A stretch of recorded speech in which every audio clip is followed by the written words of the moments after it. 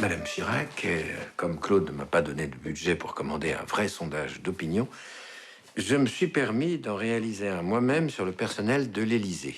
Bonjour Léa. Bonjour. Léa Domenac, ravi de vous avoir avec nous pour votre premier film, Bernadette. Ne vous inquiétez pas. Je dois vous prévenir, les résultats ne sont pas bons. Avant de parler du film, j'aimerais évoquer votre parcours. Bon, alors, vous êtes fille de journaliste et pas des moindres, hein, de journaliste politique. Je veux dire, vous avez un parcours assez large.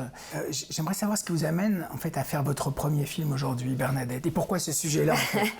Bah alors il y a deux choses, donc il y a mon parcours effectivement, moi j'ai touché à beaucoup de choses, j'ai été d'abord documentariste, puisque j'ai réalisé plusieurs documentaires pour la télé française, pour le web. J'ai toujours gardé aussi un pied dans la fiction, parce que j'ai écrit des programmes courts, plutôt humoristiques, j'ai écrit aussi pour le théâtre, puis effectivement j'ai écrit un livre avec mon frère sur l'histoire de ma famille. Donc, Les Murs Blancs. Exactement, Les Murs Blancs, donc voilà. Et dans l'audiovisuel, j'ai aussi fait pas mal de choses, j'ai cadré, j'ai monté, enfin voilà, j'étais un peu touche à tout.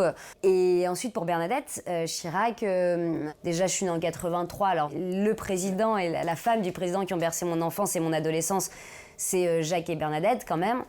Et puis aussi, moi je viens d'une famille de journalistes, mes deux parents sont journalistes et mon père est journaliste politique et il a beaucoup travaillé sur Chirac. Donc je pense que j'en ai beaucoup entendu parler et que peut-être au fond de moi, inconsciemment, voilà, je savais que c'était un personnage, même si j'en avais pas une image très positive. Les gens vous trouvent ringarde, Bonjour Madame Chirac. Bonjour Molinier. froide, 19,8, Bonjour Madame. Bonjour Madame Chirac.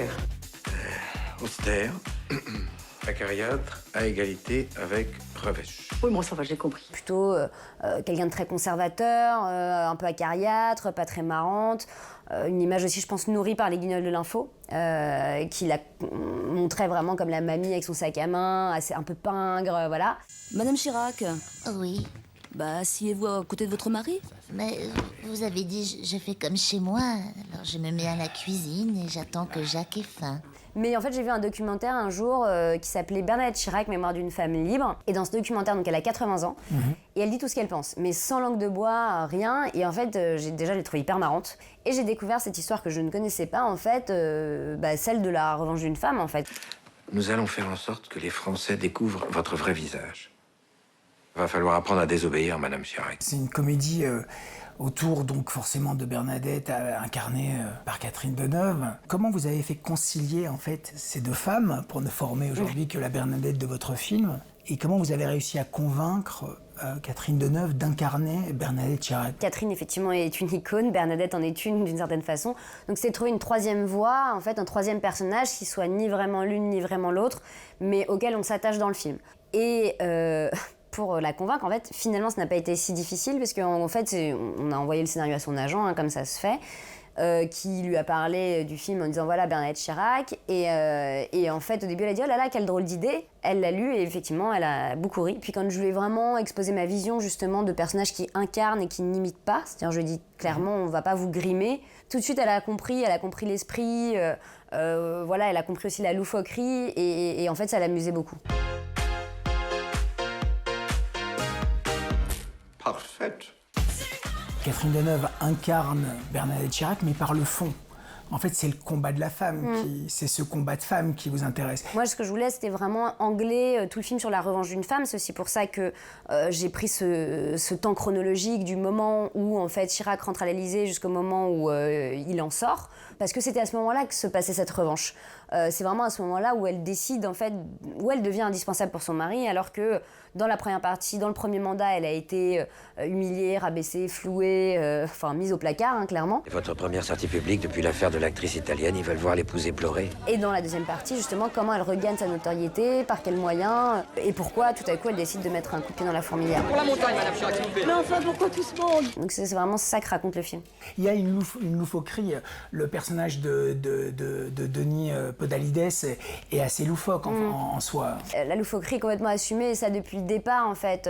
Alors moi, je voulais un film 90, parce que, évidemment, c'est les années qu'on retrace. On fait plein de clins d'œil à des émissions de télé, à des chanteurs, à toute cette époque-là. Donc, je fais quelque chose de très coloré, même avec un filtre un peu glauque. On a beaucoup travaillé avec ma chef-op, on a regardé beaucoup de films de ces années-là. Si un coupable ici, c'est moi, je savais pas qu'il y avait des photographes. C'est ce que je t'avais dit, qu'il était nul. Et quant à Bernard Niquet, c'est un personnage qui a vraiment existé. Alors, que j'ai jamais rencontré, je sais pas à quel point il était loufoque, mais nous, ça nous amusait de raconter une espèce de duo de losers magnifique, un peu Don Quichotte et son Elle est prise en main, quoi. Voilà, mais ensemble, ils se prennent en main parce que quand elle change, il change aussi. Enfin, je veux dire, il y a vraiment un jeu de miroir. C'est presque un couple, quoi. Lui, il ajoute à la loufoquerie du film parce qu'évidemment, on est allé à fond dans le côté loser de j'ai un paperboard, j'ai ma petite baguette années 90 et voilà, je vous apprends comment on va faire, où vraiment c'est fait de briquet de broc et c'était un personnage de comédie très amusant à dessiner. À partir de maintenant, ça va filer droit à l'Élysée. Mais enfin, qu'est-ce que c'est que ce bordel? Je vous remercie beaucoup. Léa. Merci à vous. Et je vous souhaite le merde pour Bernadette, vraiment. Merci à vous. Merci. Non, la vie n'est pas qu'un long fleuve tranquille. Cette semaine, dans les salles, les stars à l'affiche affrontent ces aléas. Mais elles luttent avec force et acharnement. Les faits qui vous sont reprochés sont les suivants. D'avoir, le 19 décembre 1969, attaqué à main armée une pharmacie 6 boulevard Richard Lenoir à Paris. Homicide volontaire sur deux pharmaciennes. Vous êtes ce qu'on appelle un insoumis. Révolutionnaire dans l'âme. On peut pas comprendre Pierre Goldman si on comprend pas la portée de son histoire familiale, sur sa personnalité et sur ses combats. Projeté à la quinzaine des réalisateurs à Cannes cette année, le dernier né du réalisateur Cédric Kahn retrace le procès polémique de Pierre Goldman, militant d'extrême gauche accusé du meurtre de deux pharmaciennes. You love dogs, huh? More than you love your own family. I do. You love dogs, you piece of shit!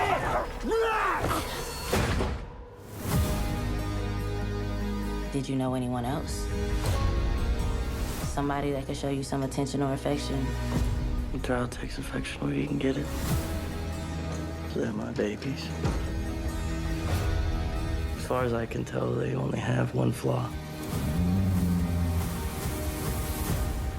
They trust humans. 4 ans après Anna, Luc Besson fait son grand retour via la Mostra de Venise. L'incroyable histoire d'un enfant meurtri par la vie qui trouvera son salut grâce à l'amour que lui portent ses chiens.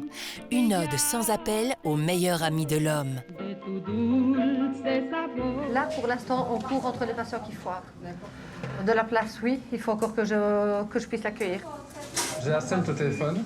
Ils me disent qu'ils ne savent pas prendre le patient avant 15 heures. Non, ça, c'est pas possible. On nous a déclenché. Moi, je peux pas...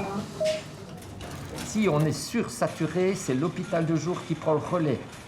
Et là, il faudra qu'on trouve tout le personnel qu'on peut, mais il est clair qu'à un moment donné, on va devoir travailler sur nous-mêmes et que ça va être très dur. Octobre 2020, la guerre au Covid bat son plein. Au cœur des services de soins intensifs de nos hôpitaux, la caméra de notre compatriote Christophe Hermans ne lâche rien. Son objectif, suivre le quotidien harassant du corps médical face à la pandémie.